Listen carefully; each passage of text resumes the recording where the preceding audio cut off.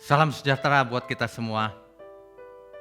Saudara sekalian, kita sedang hidup di zaman apa yang disebut orang postmodern. Jadi sudah lewat dari zaman modern, postmodern. Di zaman postmodern ini, ciri utamanya adalah setiap orang merasa punya hak untuk bicara. Merasa bisa menentukan kebenarannya sendiri. Aku benar, kalau kamu berbeda ya kamu benar juga. Ini bahaya ini. Sebab kebenaran itu tidak begitu, tidak relatif. Kebenaran itu mutlak. Benar ya benar, salah ya salah. Alangkah berbahayanya kalau seseorang tidak mau belajar. Di zaman postmo ini banyak orang tidak mau belajar. Ia menentukan kebenarannya sendiri. Kita harus kembali kepada prinsip kebenaran.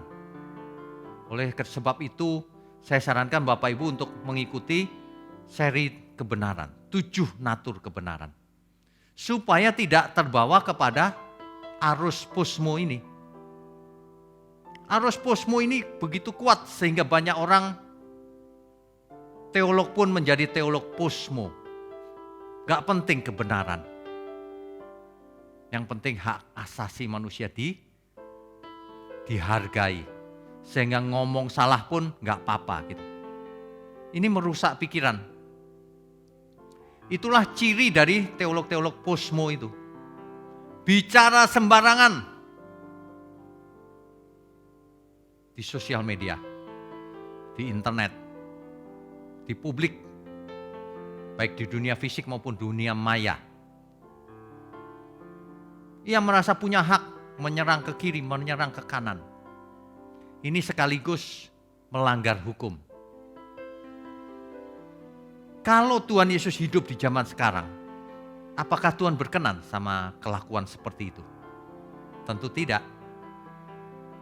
Makanya Tuhan selalu berkata, jadilah garam dan terang dunia. Jangan ikut arus. Di zaman postmo ikut arus postmo. Di zaman nanti ribut-ribut soal mistik, ikut mistik. Gak punya pendirian. Makanya kita semua harus belajar dari Alkitab. Dari guru agung kita, Tuhan Yesus. Sebab kebenaran itu sifatnya kekal. Bukan hanya berlaku zaman dulu. Ada amin ya. Kalau kita benar-benar mau jadi orang benar di hadapan Tuhan, menyenangkan Tuhan, kita tidak boleh terbawa oleh arus postmodern. Kita harus tetap kokoh, tekun di dalam kebenaran, di dalam firman Tuhan. Tuhan Yesus mengingatkan kita bahwa kalau kau tetap di dalam firman-Ku, kau benar-benar murid-Ku. Dan kamu akan mengerti kebenaran, dan kebenaran akan memerdekakan kau. Memerdekakan dari apa? Dari segala ikatan. Ikatan okultisme, ikatan ajaran yang tidak benar yang sudah masuk ke dalam pikiran selama ini. Ikatan dari hawa nafsu, kodrat dosa dan sebagainya. Syaratnya kamu harus jadi murid Tuhan Yesus. Mengerti kebenaran. Jangan ikut zaman. Postmo ini biarlah zaman berubah-ubah. Tapi kita tetap murid Kristus. Amin. Amin. Tuhan Yesus memberkati kita semua.